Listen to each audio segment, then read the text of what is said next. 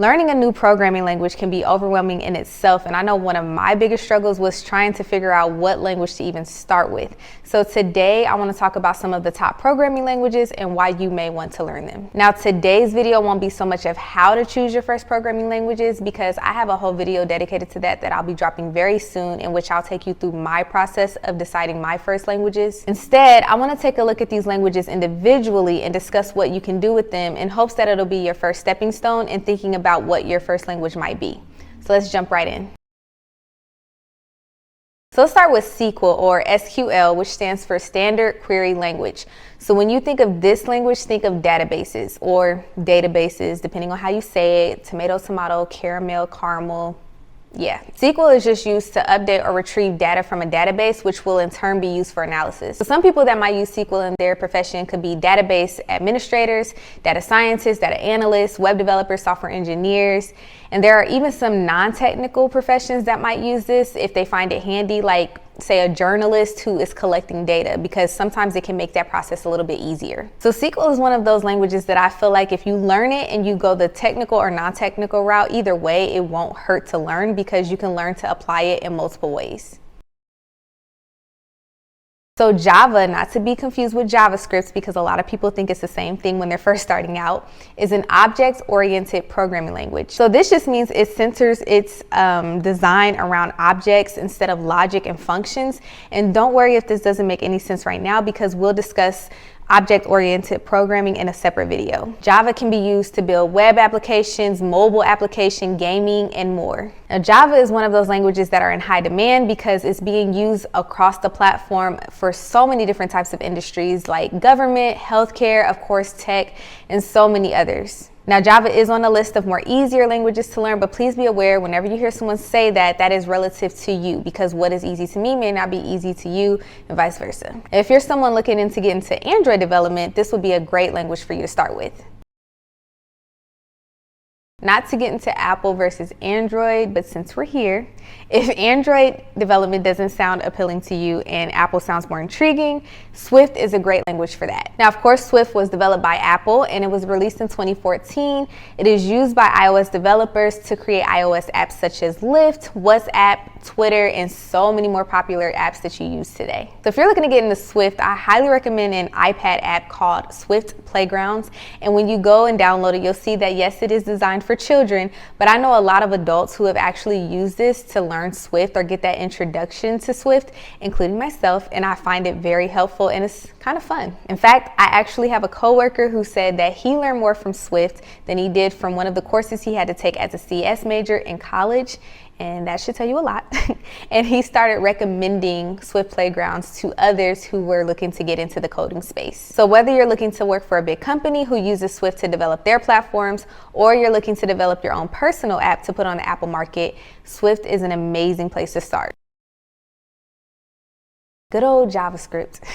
Gives me a headache. When you hear front-end web development, you'll probably hear this one a lot. So JavaScript is used a lot with languages like HTML and CSS, where HTML is used to structure the website, CSS is used to style the website, and JavaScript is usually used to make the website interactive. So JavaScript can be used to make custom animations, scroll bars, custom buttons, and so many more cool things to make your website stand out. So JavaScript also is used in a lot of gaming development, web and mobile applications, and of course web development. Another good thing about picking up JavaScript is that it is pretty much everywhere and it is super popular, so there is a huge community online of people ready to help you if you get stuck. So if you're thinking of picking up JavaScript on your self-taught route, I highly recommend starting with Free Code Camp, because not only will you learn JavaScript, you'll start off with the basics of HTML and CSS, which will help you learn that structure that you'll need, which is mostly recommended by different courses that you'll take anyway, that you have some type of knowledge of HTML and CSS before jumping into JavaScript,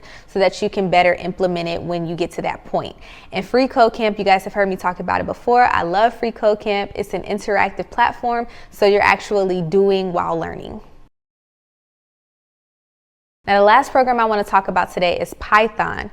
And one of my mentors told me to pick up this language a long time ago. And to be honest, y'all, I was skeptical. So I was skeptical because I was already learning JavaScript and it was pretty challenging for me. And I was to be honest, really scared to learn Python because for whatever reason, I thought it would be even harder, which was silly because I hadn't even looked at the language yet. Now, about a month ago, everything changed and I decided to finally pick up Python. So I'm currently learning some introductory computer science courses and taking a Python course at the same time. And as I said earlier in this video, I'll have a video out very soon on why I decided to choose Python as my programming language and why I'm taking those introductory courses and what they are and everything else very soon. But enough about me, let's talk about Python. And Python is one of those languages that is super popular and it can be used for so many different things, which is actually one of the reasons why I was drawn to it. And Python is used for so many different things like game development, mobile app development, AI or artificial intelligence, machine learning, you name it, like the possibilities seem endless. And I truly believe that this is a language that you can pick up as your first language and be good no matter what because it is that versatile. I've also been finding Python relatively easy to learn and I've been enjoying it and learning it a lot faster than I was with JavaScript. And this could also be in part to having found a great Python instructor. And the salary for a Python developer is not too shabby either. At the time of me filming this video, the average pay for a Python developer could start at $87K.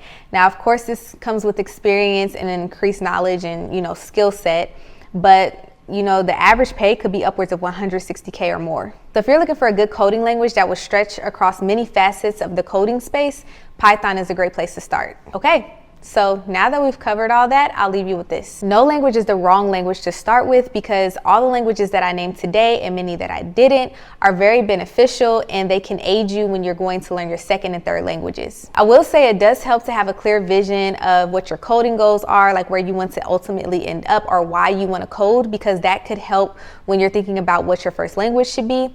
But one thing to take from this video is that whatever your coding language is, whichever one you choose first, just stick with it and actually learn it. And also remember, it's okay and even recommended to stick with one language at a time. So if you enjoyed this video, please be sure to hit the like button so that the algorithm knows and we can help more people. If you want to know why I chose Python as my current language and an actual guide that I use to get to that decision, be sure to subscribe to my channel and hit the bell notification so you don't miss out when I post that video. And as always, thank you so much for getting to this point in the video and I will see you in the next one. Bye. I gotta come up with a new outro, guys. I'm working on it.